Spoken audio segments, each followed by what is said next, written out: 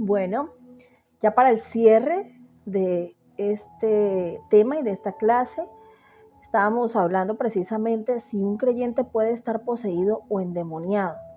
Ustedes soltaron algunas respuestas y veníamos hablando y dijimos un fuerte y un contundente no, no puede estar endemoniado. Vamos a tener una definición clave o unas definiciones claves para poderlo acentuar y para poder determinar el por qué no puede estar endemoniado. Entonces, empecemos por definir, y hay unas definiciones claves. Poseer significa en el lenguaje, en el idioma español, se usa para decir, para tener relaciones carnales con otra persona o ejercer una facultad con independencia de tener derecho a ello. Entonces, como esa posesión, como ese control, ese dominio que se puede ejercer sobre otra persona, o también el tema carnal, la parte de tener una relación sexual. Pero también la palabra poseído o estar poseído significa estar penetrado de una idea o de una pasión. Entonces, un creyente no puede ser, habíamos dicho, no puede ser poseído por un demonio, pero sí puede ser oprimido, puede ser obsesionado, deprimido, enfermado y atado por él. A eso es lo que le llamamos opresión demoníaca. Entonces, en esas opresiones podemos observar cuáles son las causas y vamos a observarlas. El primero es, un creyente puede estar oprimido, sometido a la vejación, ¿sí? a esa continua tortura, molestia, humillación o tiranía del enemigo. ¿Por qué? Porque tiene ciertas puertas abiertas que le dan derecho legal a la opresión. ¿Cuáles puertas abiertas? Hemos venido hablando todo el taller de las maldiciones generacionales, hemos venido hablando de las iniquidades que finalmente son lo que le dan derecho legal al enemigo, traumas de infancia, del pasado, también son puertas abiertas. Entonces, la práctica constante de un pecado es otra puerta abierta y vimos las puertas abiertas que pueden haber al pecado y a la maldición y a los demonios. Entonces, la importancia de la liberación en esta condición, todos necesitamos en algún momento liberación. Ahora, la liberación es esencial para que el creyente experimente esa plenitud que Dios ha declarado sobre nuestras vidas y para vivir esa nueva vida en Cristo Jesús. Es decir, si no podemos experimentar una calidad de vida espiritual sana, tranquila, dispuestas, porque hay ataduras, hay situaciones espirituales que romper. Por ejemplo, usted puede observar si una persona no puede alabar a Dios con libertad en un culto a Dios, pero sí puede gritar y desmedirse por celebrar un gol en un estadio o de repente en un concierto grita, salta, bueno, pero cuando va al culto a su Dios está como atado, amarrado, como que no puede levantar sus manos, como que no puede cantar, como que no puede aplaudir. Es muy seguramente hay una opresión allí demoníaca, hay un espíritu de religiosidad que le impide celebrar ese culto a ese Dios y no tiene esa libertad para expresarle a Dios lo que Él significa para nosotros. Y el diablo está feliz cuando no hay esa adoración genuina, sino que siempre hay como esa limitación espiritual. Entonces, ese es un pequeño ejemplo de nosotros cuando Dios tiene que hacer liberación y traer para nosotros ese rompimiento espiritual. Entonces, estábamos hablando de esa importancia, ¿cierto? De la liberación. Necesitamos, es importante y es para nosotros. Dijimos que es el pan de los hijos de Dios. Ahora, distinguiendo una obra de la carne de una opresión del enemigo. Entonces, ¿qué es la carne? Vamos a recordar que la carne representa esa vieja naturaleza con la que todos llegamos a los pies de Cristo. Esa es la naturaleza adámica.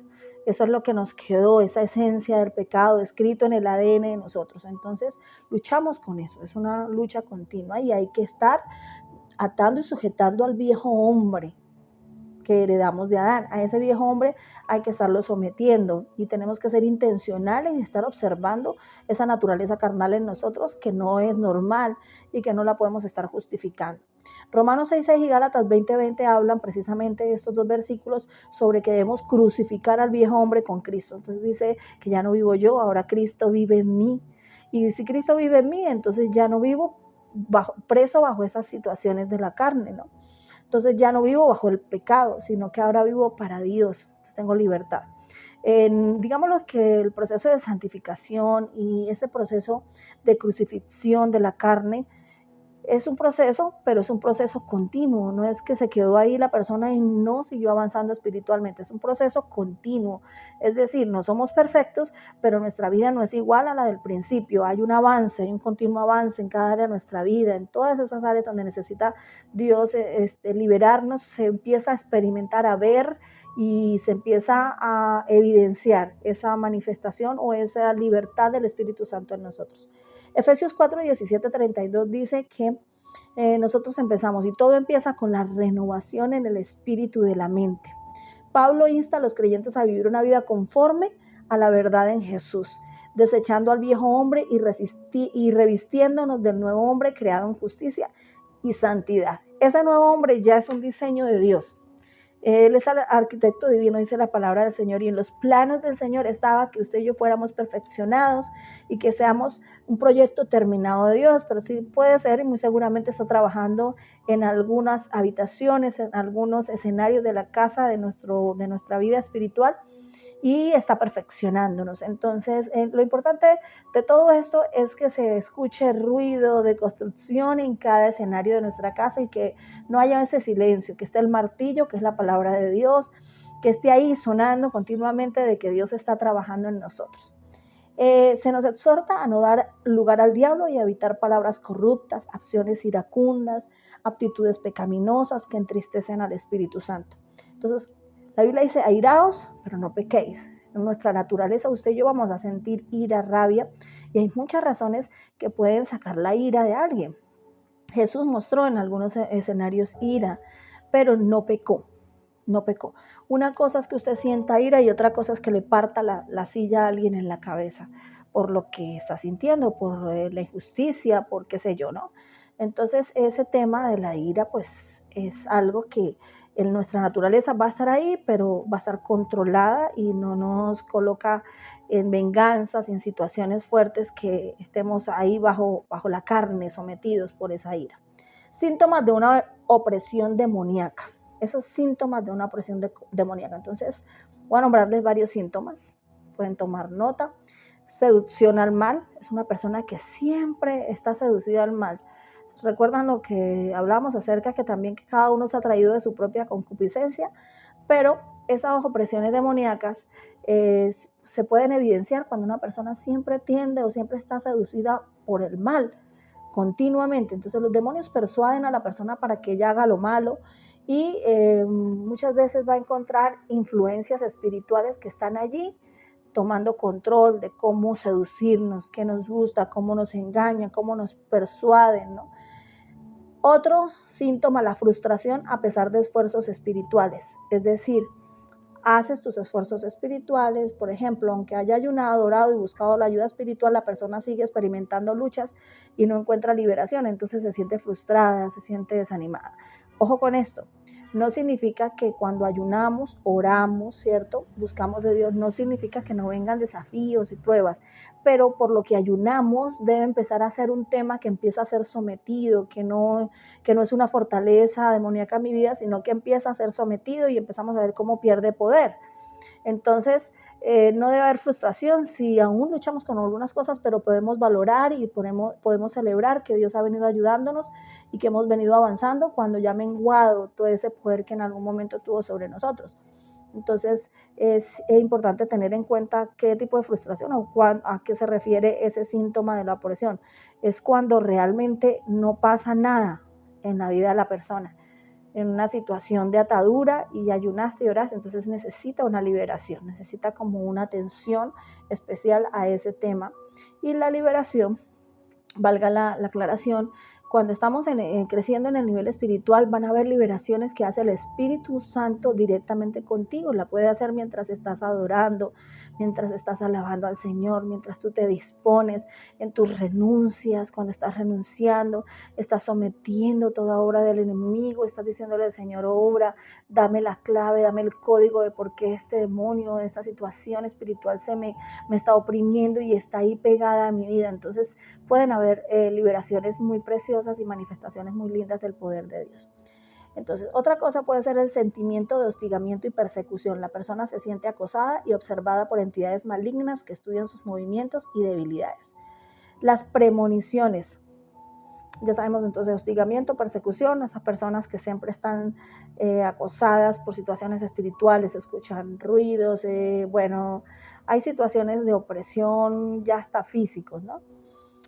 Premoniciones de desgracias o accidentes, una persona que está siempre sintiendo, teniendo una sensación de que algo va a pasar, de que algo está mal, de que algo va a suceder.